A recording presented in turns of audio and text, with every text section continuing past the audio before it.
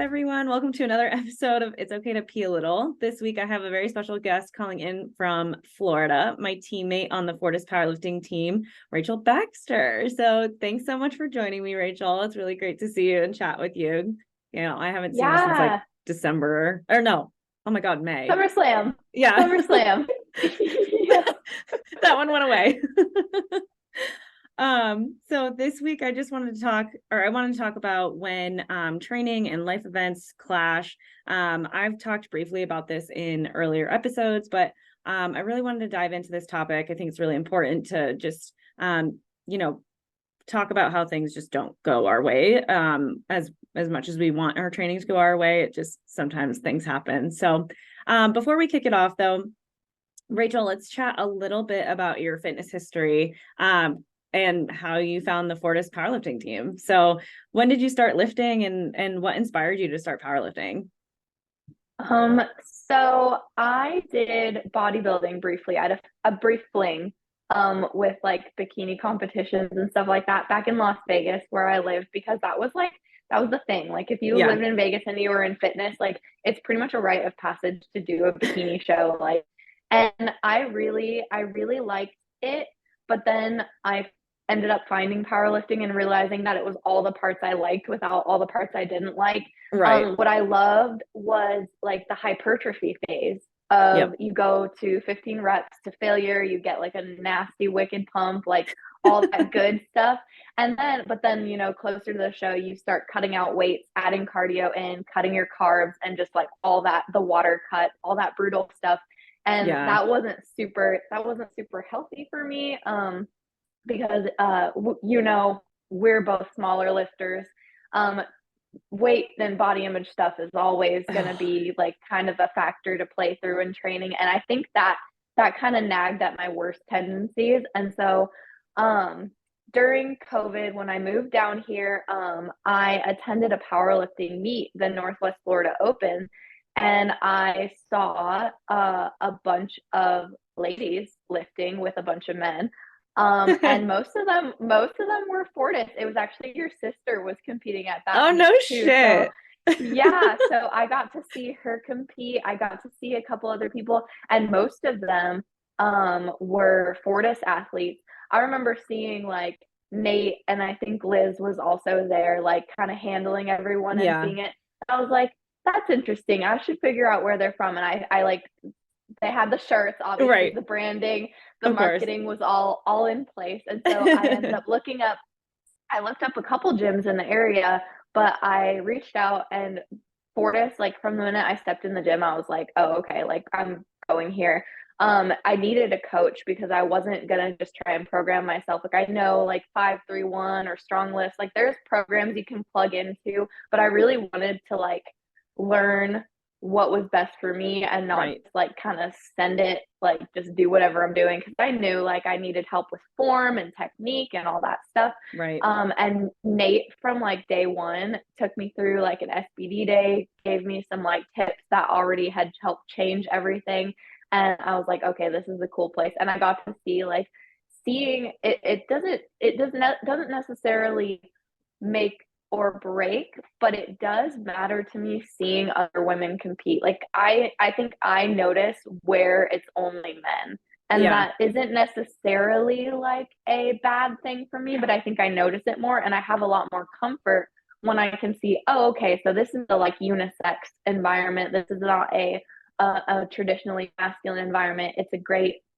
wonderful gym, and people are talking to each other. People aren't doing the like headphones hood over like their head and like grind in silence, because I moved down here and I didn't really know anyone other than my husband at the time, and so I was looking for community too. And it was really, really wonderful how fortuitous it was that I got that community, and I got my programming, I got personal like advice and training. And so I never looked back. Like I'm a lifer for Fortis for sure. Yeah. Oh man, no, that's super funny though that you your first like powerlifting meet that you watched was one that my sister competed in. Because my sister actually got me into powerlifting. Like I'm pretty sure I mentioned this to you.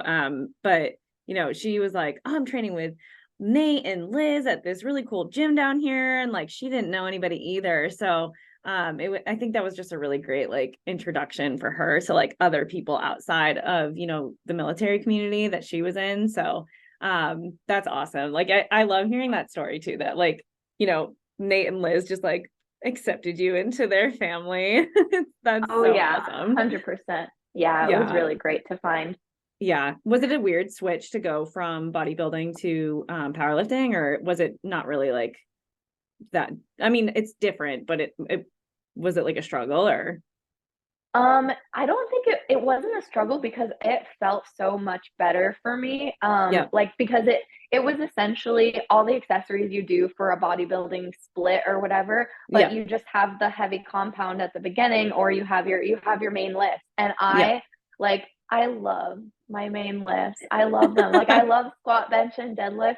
And there's a lot of bodybuilding programs won't do barbell movements because of how it builds your core in a way that they don't like. Right. It causes just kind of different muscle developments that aren't ideal for the shape they're looking for. Right. Um, but I kind of divorced like my idea of what like I would rather be strong than have like a super tiny waist. Like Yeah. that's kind of what I felt like even with body image issues like and things that I was dealing with. I was like, well, I would rather be able to grip and rip a heavy deadlift than have Yes. like a couple inches off my waist. So like that's a very very easy cost benefit analysis for me to make. Yeah. Yeah, for sure.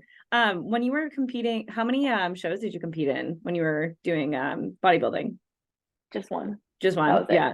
Just Oh, one. yeah. Yep. That was all it took. It was just that one. And I cried. I thought I was gonna like die like the night before because it was the worst part of the water cut. Yeah. It was fun afterwards, but yeah, I took Yeah. one and I was like, I might do this again. And then COVID happened and everything shut down when I was prepping for another show. And I was like, all right, I think I'm not too mad about having a reason to not do the second show. Yeah. Here's your sign. That's oh Here's your man. sign for real. Oh Mm-hmm. God. Yeah, no, that's tough. I've heard that the recomp for some people is like is tough because it's hard to not just indulge after going that long without like, you know, well, first of all, drinking water for however long you had to do that for, and then just like eating, you know, the things that you probably haven't eaten for months and months and months, right? Like I mentioned this, I think in one of my very beginning podcast episodes, my friend Shannon, after her first bodybuilding show, she's like I would say she's probably like my height, and she is so small, but like she was built, right? Like she did so well. She placed first in like so many of the classes, but just I remember watching her eat after when we went out to dinner to celebrate. I'm like, oh my God. Oh my God. Like she was a vacuum. I have never seen somebody put pizza down so fast in my life. Like the waitress didn't even put it on the table before she was like shoveling it in. So I was like, you poor thing. Like, let's get you like extra leftovers. But yeah, I am so sorry. A mouse just crawled across my floor. Holy shit. Oh my God. This is when I No. wish Maya was here. Oh my Okay. God. I know, I time to put her to work. I'm so sorry. I caught it out of the corner of my eye, and like I don't know if you saw me like jump or go wide-eyed or anything. Oh no. Oh God. Okay. Yep. So we have mice. I need to figure that one out. But I've been there. It's yeah. Oh, yeah. So I feel like that's like totally off topic, but like first time I saw a palmetto bug down in Florida when Amanda was still there, I was like, nope, nope, nope, nope. It's nope. no, thank you. You guys keep the bugs. For real. Okay, so to Yep. jump, I totally derailed there. So tell me about like the day-to-day at Fortis. I mean, I've only trained there a few times when visiting Amanda, and it was like such an amazing community. Even when I was there, Nate was so gracious, and like he wasn't even training me at the time and was just like offering up advice. And of course, you know, that marketing spiel, like he got me right there with that whole week that I was there. But it seems like you guys are just like one big family. Like you said, like no one really lives with headphones. So like what's the environment like the day-to-day stuff that you train in? It is definitely a gift that I sometimes even still take for granted.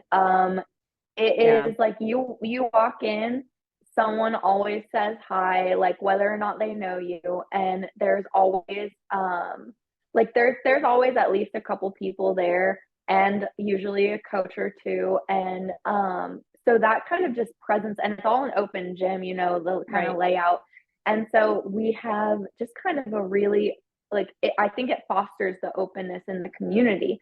Um, we have you always have someone nearby to spot. Like you can always ask. We have pretty much everyone in the gym knows and has been told by Nate and Liz how to spot safely. That's awesome. Um, and things like that. So like I was talking to someone the other week about like, oh, like yeah, when I have a spotter, like I like this or whatever.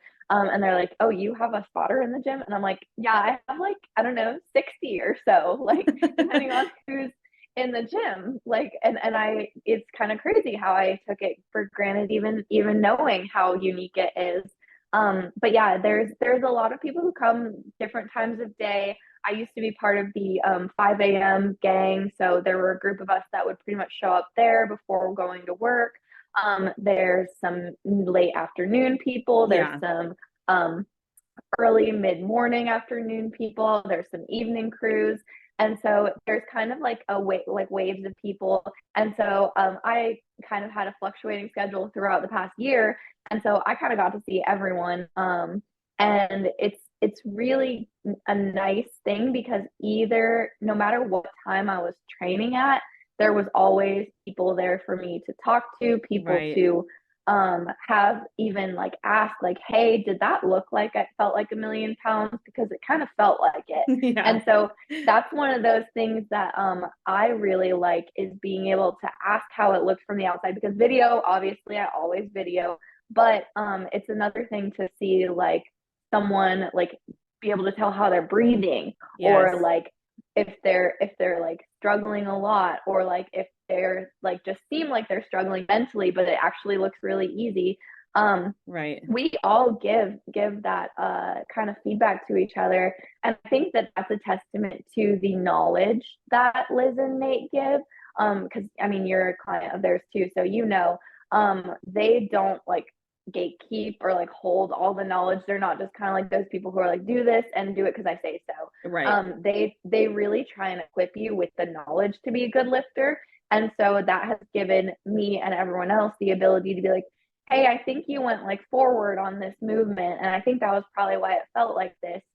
It just trains your eye a little bit more. So we're not all Yeah. coaches, we're not obviously professionals, but we can tell when something's out of normal or when something looks really good or easy.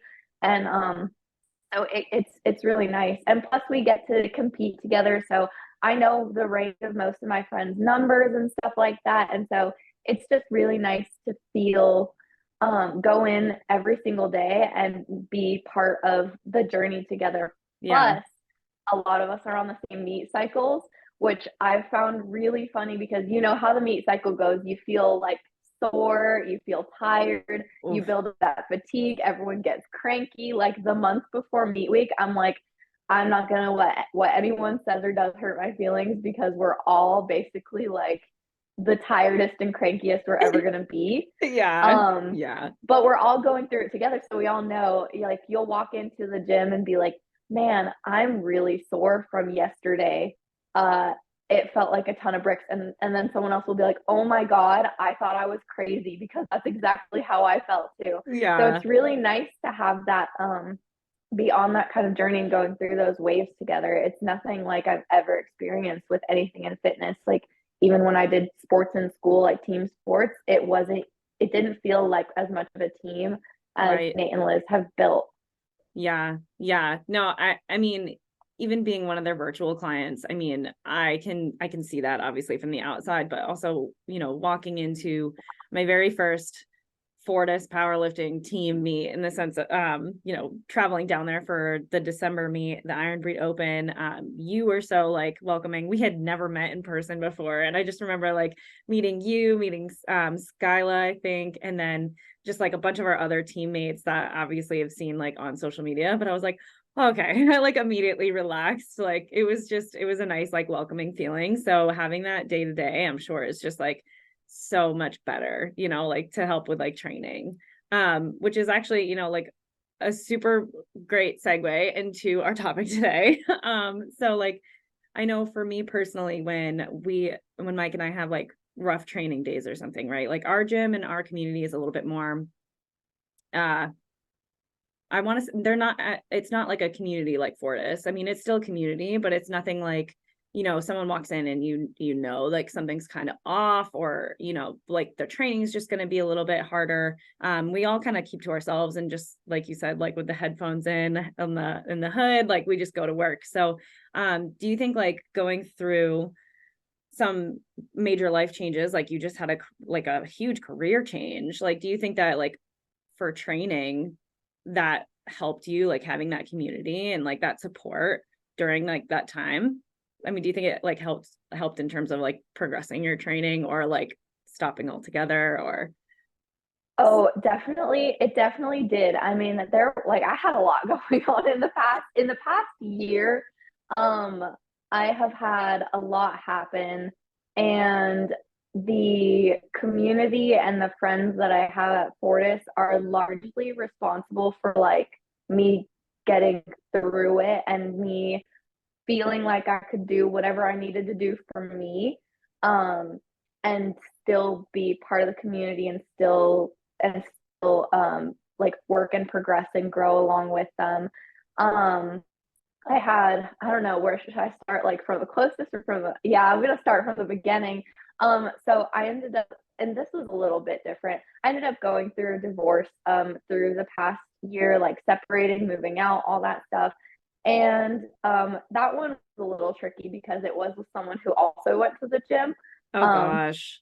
so there were additional factors with that, but my friends at the gym made it like, we're here for you. We are like, whatever you need. If you need space, if you need to take time away, if you want to come in at certain times, like we're all good. Just let us know what you need. And so for a lot of that time, I didn't have motivation to kind of train, but I Right. still wanted to show up because I wanted to. I mean, I just went through the motions. It didn't do anything magical for my training. It wasn't one of those grind periods, but I still showed up in the gym every day. I still put good effort in, and I got to see my friends and have their support throughout all that. So that was really good. And it ended up, being a pretty okay experience. It was just kind of one of those things where it's like, yeah, like my life is kind of falling apart around me, and like my life is changing, and like things are completely different from how they were a month ago, but like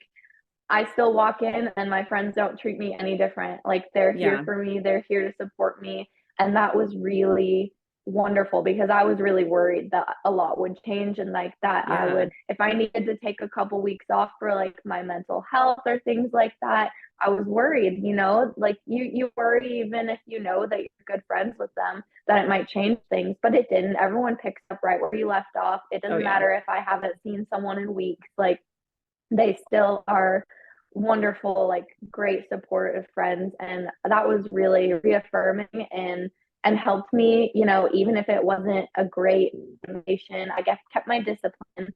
And that helped me carry through.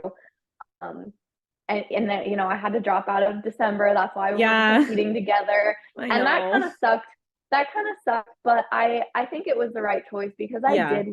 I did want to just have a meet that was just me and didn't focus on anything else. And so SummerSlam ended up being like that for me. Yeah. Um, but throughout the divorce and everything, it was kind of one of those realizations I had where I was like, well, I don't want to die like being in this situation, or I don't want to die and be in this career. Like I kind of had a Right. lot of those realizations. I was like, Like I work epiphany in moments. marketing. Yeah, I was like, I work in marketing, and if I died today and like they wrote in my obituary that I was a jewelry marketer, I was like, that would kind of bum me out.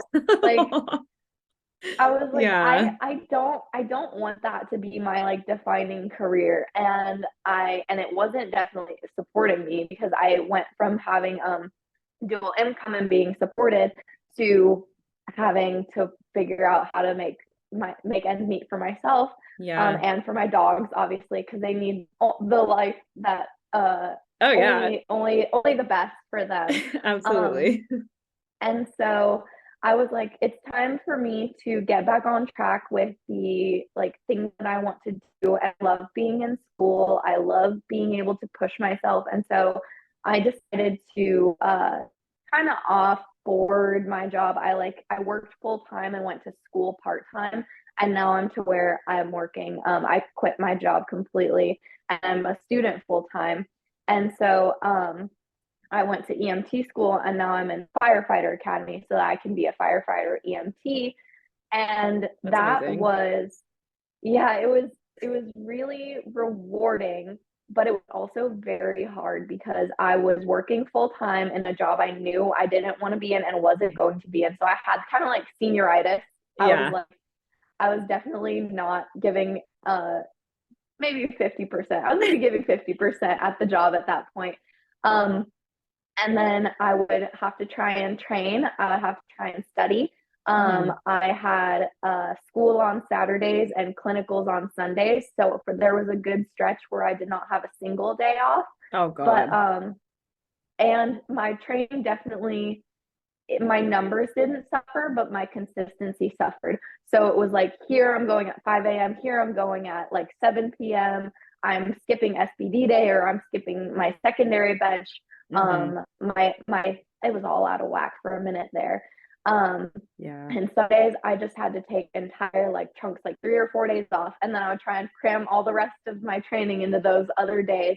And it was really difficult because I knew that I knew that it was suffering a little bit, that I wasn't making the progress I could have been making. And that was really hard because you see other people in the gym making Yeah. consistent progress because they're being consistent, and you know that there's a reason for it for you, but it still feels like, but am I making excuses? Am Right. I Right. like, I should just suck it up. I should just sleep 3 hours and make it work at the same time every single day. Like, Not have but any there's not, recovery.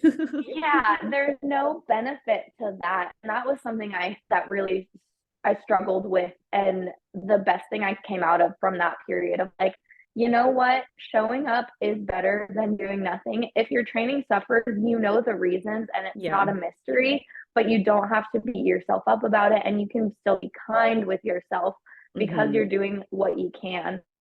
Yeah. And that was when I really, really had to tap into the it's a marathon, not a sprint mindset of like, I'm trying to lift for like the rest of my life. Like I know you are also the same mindset of like, I'm trying to do this for as long as possible. Yeah. I don't need my like lifts to skyrocket every single prep. I'm here to be healthy, to get stronger, to build muscle.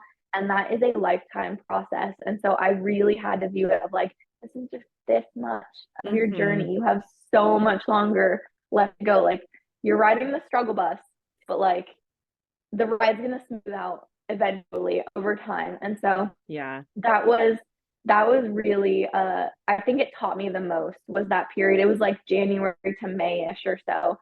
And then Yeah. It's like I leading right up to the SummerSlam too. yeah. So I was right into SummerSlam, I think, because I had my finals on May 6th and the SummerSlam was the 23rd. So I had Oh about my God. 2 weeks. My peak, thankfully, my peak was all like I had my time off on weeknights and I had weekends again. So that was a lot better.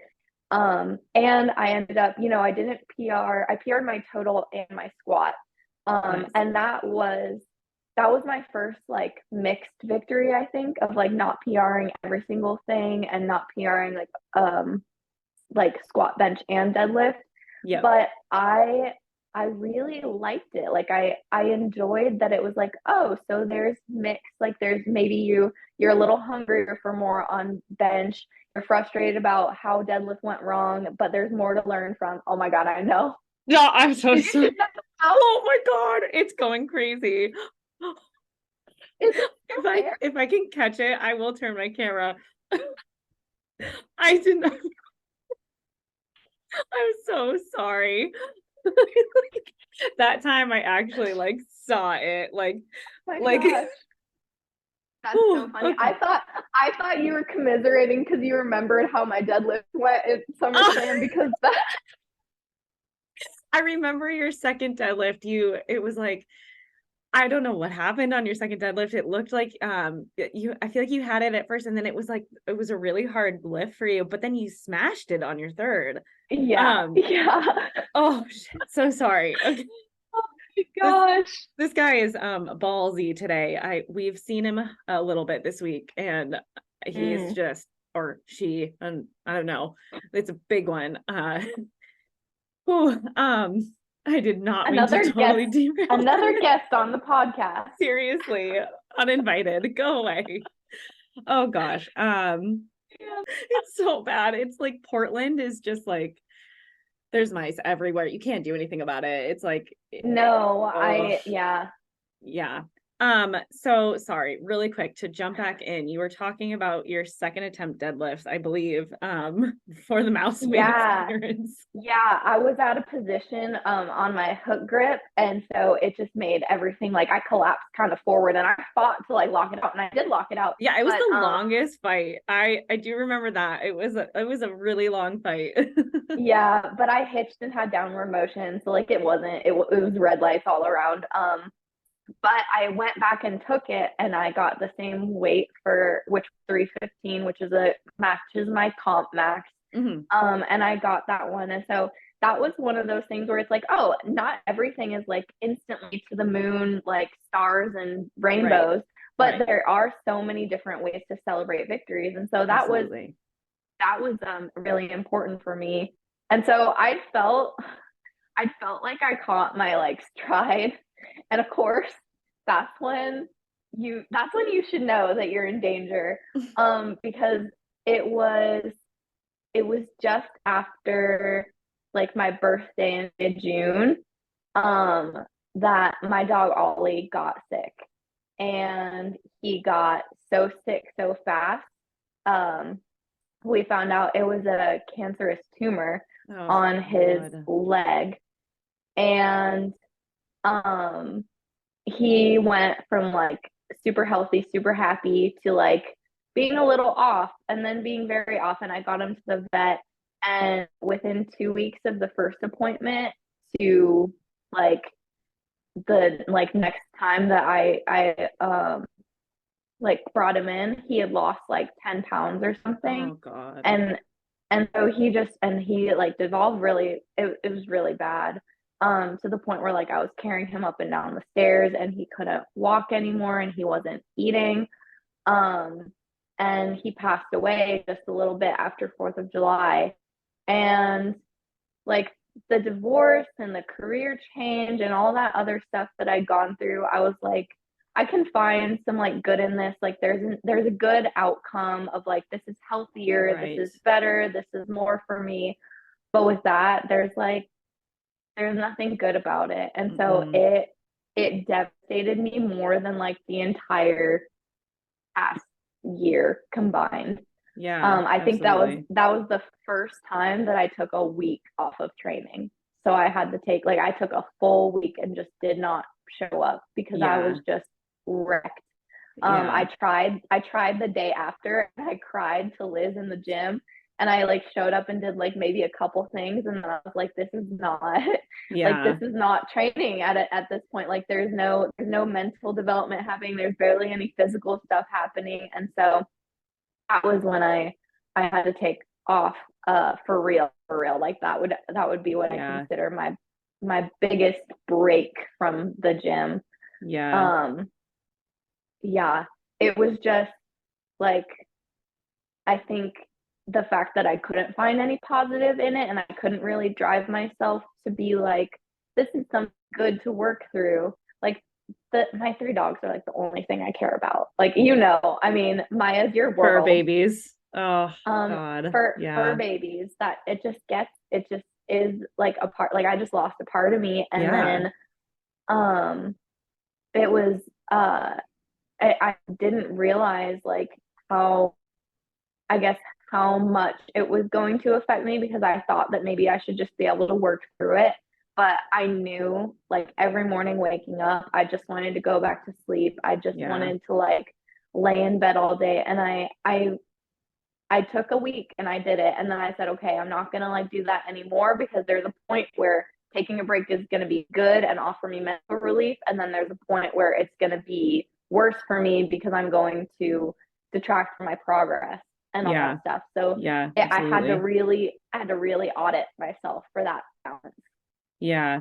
I think I saw something that you had posted not long after he had passed. It was I think something that really stuck with me was, you know, if I wasn't working out, if I wasn't doing these things, I wouldn't have been able to carry him up the stairs and like be there for him, which I find like that was, it just resonated with me. It's like if I couldn't pick up Maya, if I couldn't like do something to help her, I think that would break me more. And so I think, I know you just mentioned that not having like something positive come out of that, because that's fucking terrible. Like it's just a terrible thing. And you do, it's like losing a family member. And I do think like the gym being that positive thing for you to put a little, you know, a little light on it, as much as it Yeah, sucks ass. Oh, but I, yeah, I was really grateful to be able to like, yeah, because I was carrying, and I mean, he wasn't that heavy by the end, but he was still like 40, 50 pounds, and I yeah, live up a flight of stairs. And so just being able to do that was like, it reminded me, this is why I do these things. Like, I do this to be able to have a career where I'm like saving people and physically challenged, and I can do hard things.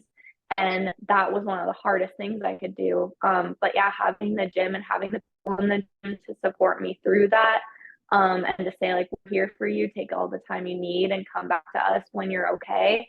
That was like invaluable for me. yeah, yeah, for sure. Absolutely. I mean, like having like that community of people who kind of gather around you and understand what you're going through, both, you know, with um you know, your divorce and like your job change and your dog passing. It's like that's, I think, such a huge part of lifting that a lot of people kind of don't really see from the outside. You know, it's like you have this group of people supporting you. It's not just this individual journey.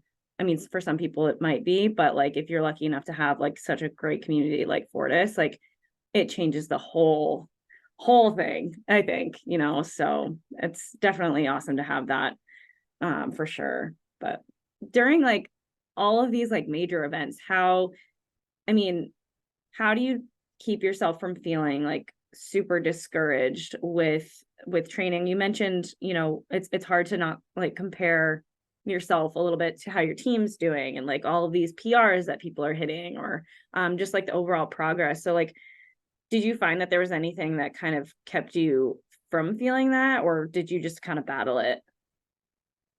So, Liz definitely helped a lot. Like I've had a number of like things that have made messed with training. Like I've had injuries, and like it's, you know, different phases and seasons of my training. And I think the hardest one, like an injury, you can still go in the gym and do stuff. You can still Absolutely. rehab. And there's kind of more for you to do because you can pay more attention, do more exercises, like do more PT and stuff like that. Hmm. What was really the hardest was like not having the time or not having the energy, not like being able to eat enough, not being able to sleep enough, and then have to make the call of like, it's not a good idea for me to train today because I didn't sleep enough or I didn't eat Yeah. enough, and it would just not do well. Um, but Liz definitely has a very like healthy mindset of like, you're an athlete, this is your sport, you have to have like certain, you have to meet certain criteria, and that's outside of the gym and inside of the gym. So even if you're not making it inside of the gym, you're making decisions every single day to contribute to your progress. Like it's a Right. lifestyle, it truly is. And so that helped me focus on when I couldn't be in the gym, my diet was on point.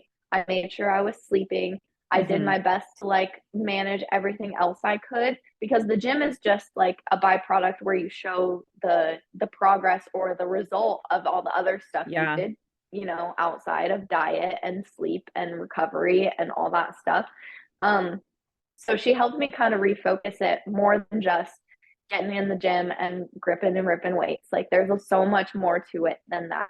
Yeah. And then in comparison, you know, that was something that I had to, you know, just kind of wrestle with of like, does it really matter to me of like these, you know, people who are, I mean, they're my friends, they're my teammates, but like, does it really matter if they're progressing more than me? Or can I just be like happy for them and Hmm. understand that they're in a different season of life than I am. Like some people don't have to like work. They can, you know, just like work out and that is Hmm. awesome for them. And like that's the ideal life, honestly. Right. And but there's no point in me being like, oh, why can't that be me? Like, Right. I mean, obviously it would be great, but that's not where I am right now. So then it's just like, okay, I acknowledge that there's a lot of other factors. It's like that one episode where the podcast of the Fortis Powerlifting podcast where they were talking about like the different types of like people and their levels of like commitment or things that they have going on in the gym or out of the gym. And Hmm. it's just like, okay, so maybe I was the like hardcore every single day there, but maybe because of this, I have to step it down. And that's why my results are different. And they're still, someone else is still up here. And that's why they're progressing. And so it, you know, it's something that I feel like everyone has to struggle with at some point. Everyone compares Absolutely. themselves to other people or to their, you know, teammates. And I don't know, jealousy is a strong word too. I think there's just something about like it's almost like FOMO but for like Yeah. PRs and progress. It's like Yeah. It's not, oh, this is gonna drive me nuts. It's not jealousy. It's when you want something that somebody else has. envy. Thank you. Yes. I'm like, what is it? It starts with an E. Yeah, I feel Yeah. like you're a little bit envious in that way. You know, you're watching other people succeed and you want that too. So I get that. Yeah. I Yeah. That's hard to not have, I think, in this sport. And you know what I mean? Yeah. Yeah. Yeah, and I feel like oh FOMO of like oh these games everyone else is getting because they Yeah. like have time off and it's like okay but it's the same thing of like I'm missing out on social engagements with school. I'm missing out like I sacrifice a lot of stuff and so that's Hmm. just kind of another side of it is like I'm sacrificing some progress in the gym so that I can progress in other areas of my life and be overall like I'm not defined only by powerlifting Right. and that has helped me kind of give a more like holistic approach and that's helped me have a lot more grace with that and not get so discouraged. It's still an ongoing process and like I felt like because I felt I wasn't super discouraged before with like going through the divorce and then having my career change but Right. then with Ollie I was like definitely discouraged because I was like I don't even want like my brain doesn't even want to be in it and so Yeah. it's an evolving thing and I think it's something that every like good athlete has to kind of work through at some point or another and kind of evolve that the attitude of like an overall life approach versus just showing up to the gym and working Right. out. Yeah, for sure. I mean, like it's, you know, I feel like for people to expect it to just be going well all the time and not expect it to be this, it's not just like linear, you know, it's always like you're going to have ups and downs. Like you're going to have like some really, really big downs, you know what I mean? And then sometimes it's going to be like a freaking surge. And it's hard with the sport, I think, to just kind of sit that out, you know what I mean? And like, and ride it out and be okay with it. Cause like, obviously those like super highs, you're like, hell yeah, I want that again and again and again. I just want that all the time, you know, but it's not how that works. And it's Right. unfortunate. And it would be nice if that was the case. But I mean, I It's love just that. like when it's just like when you were like bulking and your lifts were blowing up and Oh, everything was going insane and you're like on top of the world riding a high and then like stuff happens, but it's so hard to not be like, well, I was on that roller coaster. I Where's know. where's the upward still? Yeah, no, it's funny that you mentioned that, because this I have another meet in December that's, finally competing back home again. We're like, let's leave Florida like alone for a little bit. As much as I love coming down to compete with you guys. Yeah, we have a meet coming up in December, and I'm like, I really want, like, obviously all of those gains again and like that momentum, but I know I'm sitting like much more comfortably in the weight class that I was bulking to. So it's like I'm like mentally preparing myself to not expect to hit like insane PRs like that again, unless I'm like decide to do another bulk and jump a weight class. But I mean, I like the 132 class so much that it's like it's hard. So yeah, I'm mentally preparing myself for that already.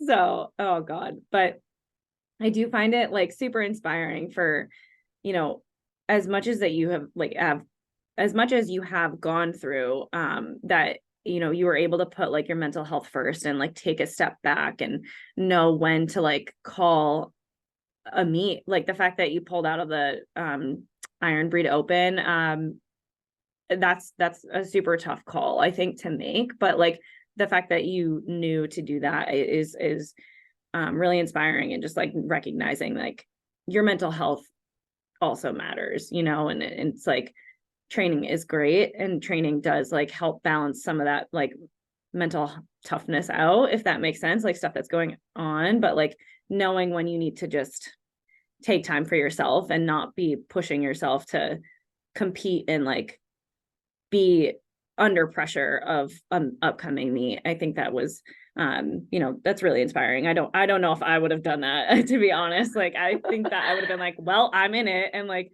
I mean, I did kind of do it for for December, because like I had like a bunch of shit going on right before December, And you got sick. You got sick right before and lost all the weight you it was tried to put so on. bad. I was so mad about that. And like I think the only thing I PR'd was my dot score, because I was so light. I think it's all in what you can take from it though, because I think Yeah. there's a lot of value in both of those experiences of like you're still gonna show up on meet day even if you don't have a full tank like you Right. did. Like you had so much stuff you were going up against. I know just in the week before the meet, including travel, like all that stuff, and you still showed up and were like on your A game, focused in, and like performed with what you could is like and still did like great. Like I mean, you didn't bomb out or anything. You by no means did bad. You did awesome. And so it's just like one of those things where it's like, okay, so now I learned the skill of persevering through a bad day. And then for me, I knew in my head if I went through training and meet prep and didn't do well, it would have had a mental, like it would have messed with my head. And I didn't want that. What I wanted was to be able to fall in love with the training, which I actually did. And that helped me a lot of like, I still did a little mini peak of like heavy singles for like one block of the week. And but other than that, I was having fun training. I wasn't stressing about what are my openers gonna be? Am I gonna like, is it gonna be their meet day? And so it helped me fall in love with training while still kind of doing the cycle of a meet prep. So it was to the point where I was like, we were there at the meet together and I was like, man, I really kind of wish like we could be competing together. But I preferred having that feeling of like, I wish I'd done it because I know now from my singles that I would have done pretty well, versus if suddenly something had happened, some stress had gotten to me, and then I'd been out of my head, and then I've been like, well, I can't compete when I'm stressed. Just kidding. Like, actually, I should never compete when things are going wrong in my life. So it kind of has it just depends like what it really is mindset. Mindset absolutely is really key for all of those. No, I think that's a super important note to make too. Like it is totally circumstantial for sure. And I think for us too, what was wild is Maya had her blockage surgery like 2 or 3 weeks before the meet. So that on top of like traveling, we were stressed. So but I mean, like again, it was just like, all right. I think part of that too, I'm derailing, like the motivation to go down there to meet you guys and like actually compete with you, that was like the end goal for me. Like I knew during my peak and during like my meet prep for that, I was like, you know what? My numbers are not where I want them to be. I'm hitting all the same like numbers that I hit, you know, in my previous meets. I didn't PR by any means. I like, you know, I just performed as I normally would have. But I think like the end of the day, it was really a good it was a good thing for me to compete with you guys and come see you, because that was like that's been such an important part to like my training, is like being like a virtual client for Nate and Liz. It's like I I get so sad and like have FOMO when I like see you guys all get together. I'm like, oh, like I miss my team, or like I would love to train with you guys. So that was like at the end of the day, that was the best part of that meet, was just finally like actually competing side by side with Fortis powerlifting teammates. That's like the highlight of it. So Yeah, we love yeah. it. Long distance or not, your family when you're part of the team. Yep. Yeah, I mean, it's definitely such a great team. So I always plug it. I'm like, if you guys are if someone's looking for a powerlifting team, you should join Fortis. Yep.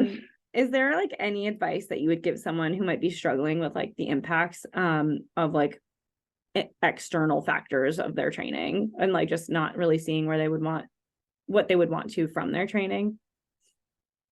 I think the most valuable thing I learned from this whole thing was like learning to be really self-aware and self-audit. I had to make a lot of hard calls, and I think there are some that I would make differently, but I Mm-hmm. think overall I had a very accurate kind of picture of where I was at, of like sleep, stress, recovery in general, like PT, rehab, foam rolling, any of that stuff that you do, Mm-hmm. training, how hard I'm pushing myself, and then the like mental RPE, I would say, of training, Mm-hmm. of like take a look, because there are some times where it's like, yeah, I may not want to go into the gym, like, or I'm feeling like I have a headache, or I'm like hungover or something. And to me, those are those like just like RPE fives of like, once you show up in the gym, it's going to be better. You're going to feel better. You start moving. Right. Things might not be optimal, but you're okay. Versus like when you have a loss or a big life change or something like traumatic is happening, then it's probably like an RPE 10 of like the mental taxation that it takes on you and the toll it has to go in the gym and try and focus on this when your mind is somewhere else and you like are prioritizing something else in your head. That's when you benefit from taking it a little bit back. And like I said, when I had like that week I took off and basically like didn't really show up to the gym, I knew that I could have probably gone into the gym, but it wouldn't have been super beneficial for me. So for me, Mm-hmm. the cost benefit analysis of like, yeah, maybe I could have taken 5 days off instead of a full week. But like, what's the difference? It's 2 days of my training lifetime. Like, Yeah. it's just a couple days, it's just a week. But you know, had I done 2 or 3 weeks, that would have been a little bit bigger. Like now you're missing a whole block. Now it's Yeah. kind of going backwards. And so I had to be really like very focused on like, is this good for me or does it just feel good? Right. Um and am I really hurt and really need to feel good right now?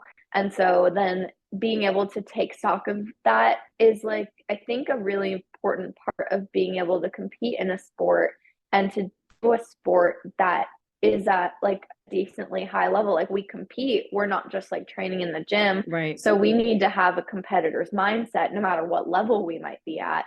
And you can have that mindset at any level of like regional, local, national, anything. Mm-hmm. Um, and that is part that you don't have to be in the gym to do. You can like do that every day with like making different choices. So, um, it can be hard. Training is not going to be easy every day, and life's not going to be easy every day, but it is important to make sure that you can be well enough to do this for life.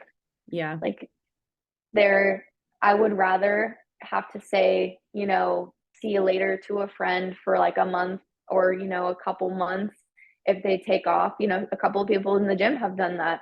and then come back than for them to try and push through it and then quit and never come back again. Yeah.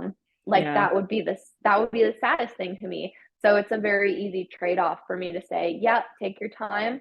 And then once you come back, because we're a family, like it's like we never left. Yeah. Yeah. Come back with open arms and ready to go. Mm-hmm. Yeah, for sure.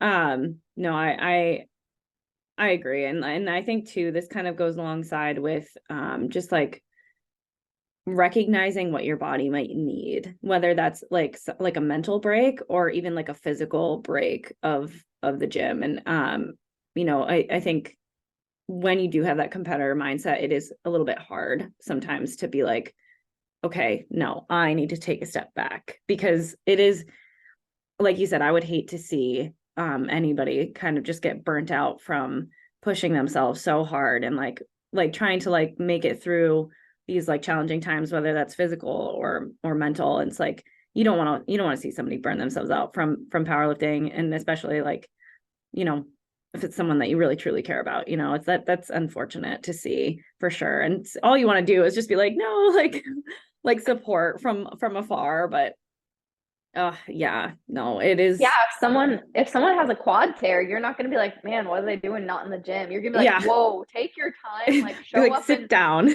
show up and like hang around us if you need, but like take your time and like heal up so you can come back and like really work with us. So like it's the same kind of thing with mental stuff too. Absolutely. Yeah, 100%. I agree.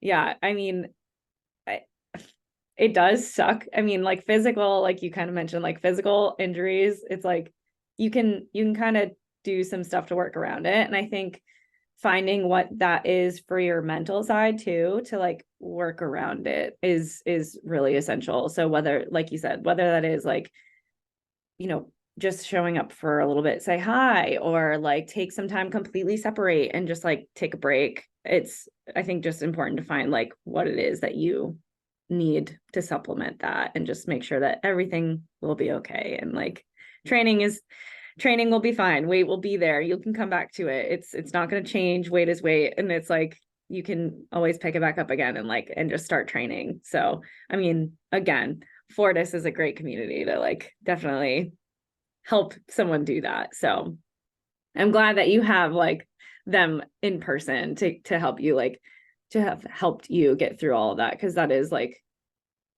that's like one thing after another. And like I said, I'm I find it very inspiring that you were able to just like figure out what you needed to work through that. So yeah, but I wanted to kind of segue into just like a really fun question before we jump into the other questions, because again, like one other thing that I noticed with your training is you were able to switch from, like, I think it was mixed grip to hook grip. And I remember asking you at the December meet, I'm like, Rachel, how much did that hurt your thumbs? Because I'm like, Mike's always trying to get me on the hook grip train. But how was that switch for you? Well, I no longer have feeling in my thumbs, so if that's really important to you, I would say stick with mixed grip. Yeah. I still have to work on it. Like I pull mixed grip for a lot of my reps and sets, but I Yeah. will I'll train kind of the skill of pulling heavier singles with Mm. hook grip, and that's hard. It's tricky because your like lats have to be set in a different position, Yeah. your like shoulders and everything, and that's how I failed my second rep or second attempt at SummerSlam. So it makes me hungrier to like Yeah. improve on it and be able to pull hook grip, but some Yeah. days it's just not there yet. I still really enjoy training it because it does feel um more stable. Like if I pull mixed grip, sometimes I will be like the bar will be like at the very tips of my fingers and it's holding on for dear life. Yep. Um, Yep. but with hook grip, that is not at all a problem. So it does feel better, but I think it is more challenging, and it's you have to like breathe into the pain too, because it doesn't tickle. Um, I anyone can't who says imagine it hook grip would. anyone who says hook grip doesn't hurt is lying to you. It does hurt, but you train yourself to acclimate to it. Yeah. That's like that's the key. And so it's like trying to learn any other uncomfortable form. Like I was really uncomfortable with low bar for a minute because Yeah. it felt like it was gonna fall off my back. It hurt. I get bar bite, but now I just kind of breathe into it, and it's the same deal. But yeah, hopefully I'll be pulling hook for my next meet. Oh yeah, that's awesome. Yeah, I think didn't you for your third attempt switch back to mixed grip to pull it? Yeah. Okay, yeah. I a couple weeks ago dabbled with doing hook grip for a couple like my warm-up reps, and I was like, this sucks. I was like, this is terrible. And like Mike was walking me through it. I sent some videos to Nate, and I was just like, you know, I'm not doing this for reps. This is not ideal. Like this, it's just like single work, I think. Yeah. One of the girls at the gym, Nikki, she pulls everything hook grip, every single like lift, every single set of reps. So 10 she'll do with hook. And I aspire to be that level of like gritty enough to do it because I reserve it for like when I'm doing like 2 at a time or like 1 at a time. Yeah. It's just not, I'm not there yet. I don't think I how could does do she like sets of 10. how does she not have to reset her thumbs? Is she just that like locked in on it? I'm not sure. I think she like adjusts if it falls out of place, Right. but I think pure magic and like superhuman thumb strength or pain tolerance or something like that. That's all. Yeah. Yeah. I think Mike would call that mental toughness. He's like, that's mental toughness training, Samantha. You need to get on it, get past that pain. And I'm like, it hurts. So good for her. That's awesome. When are you competing next? I am on the wait list for horror at the bar. Ooh, that's right the up your alley. October. Yeah, it would be on brand. But if I don't get off the wait list, I'm just gonna do kind of what I did when I dropped out and do like a peak where I test my heavy singles. Yeah. And then I'm gonna go back into training and just see what is next on the Fortis schedule and do a meet for whatever that is. Nice. That's awesome. Well, I hope you get in because I have been seeing the marketing for that. That looks like it'll be a good meet. Nate said that there was like 20 of you guys already signed up to go. So that's wild. So we are at probably one of my favorite parts of the podcast that I ask everybody to participate in. So if you don't want to participate, please don't feel like you have to. But you know, the game Fuck, Marry, Kill, or I can't remember what the PG was. It was like I have no idea. I can't remember what the PG version was, but I always do a powerlifting edition for Fuck, Marry, Kill. So what you got for us, Rachel? Out of squat, bench, and deadlift. Yeah, I thought about this, and when I was listening to your past episodes too, I was like, okay, I gotta be ready. Obviously I marry deadlifts. Just the love of my life, favorite lift ever. There can be no other answer. I would kill bench. Because it is the most adverse lift, and I think I would get a satisfaction out of like finally killing and vanquishing it. Next off the list. Yeah. And I think I would fuck squat because before I would kill squats. Yeah. But now it has become my most like not adverse because bench is my most adverse lift. That's like the hardest one for me to progress on. But squat is the one I have found I can push myself on the most. Yeah. Like with bench, it's just not there. I'm just stapled. Yeah. But with squat, I can practice grinding through my sticking point and like really grinding through it. And I've really liked that part of training in the past couple meet preps. So I think I would fuck squat so we would get nice and dirty. Nice and grindy there. Nice and grindy, absolutely. Oh my gosh. These always make me laugh. I love this question so much. Someone actually submitted it for Madison in the very, very first episode. And I was like, oh, I'm holding on to this question because this is a great question. I think it really shows like, you know, things fluctuate and like the mindset of some of the powerlifters around here and like in Florida. So I do have a couple questions that came in. This one came in from someone actually up here. So they train with me at Jacked and Jilled. But is there one muscle or muscle group that once you started focusing on like more or like prioritizing more in accessories that you saw immediate goals in like your main lifts? Ooh, back. Yeah. Definitely, because we're smaller lifters. So you know this. Back can often be the failing point of every single of three lifts. Yeah. Um, and we're built pretty similar actually. Like our legs are very much like our strong point. Like Yeah. we're leggy. But Like, but once I started building a back, because my back was my failing point in bench and it was my failing point in squat, I would just fold over because my back would oh fail, but my yeah. legs would be driving. And it played a component in my deadlift of like being able to really set tight and pull the bar as I'm Yeah. pushing off the Like get ground. the lats. And so, yep. And so building a back, one, it made my back wider, which was like awesome because I felt super cool. Yeah. But then it also helped with being able to finally push past my sticking points on like off of the chest on my bench or Yeah. straight like out of the hole on squat. And so that one was one of the best. Like I feel like my body responded best to training back. Yeah. Yeah. I have noticed that Nate and Liz have really started prioritizing back in like multiple days of workouts. And I'm like, oh, I like to see that. I'm always a big fan of back days and like stuff that just like there's something about that back pump though. Oh my gosh. I'm literally like, this is uncomfortable. You don't like this. I actually think it might be worse than like an arm pump. Like I'm okay with like looking at my arm pump, but I do not like the feeling of it. I'm like, I can't move. And I literally feel like I'm like walking around like this. Like this is uncomfortable. And God forbid I need to fix my hair after that because it's like, I'm not like lifting to put my hands up at all. It's just like it's not happening. Oh God.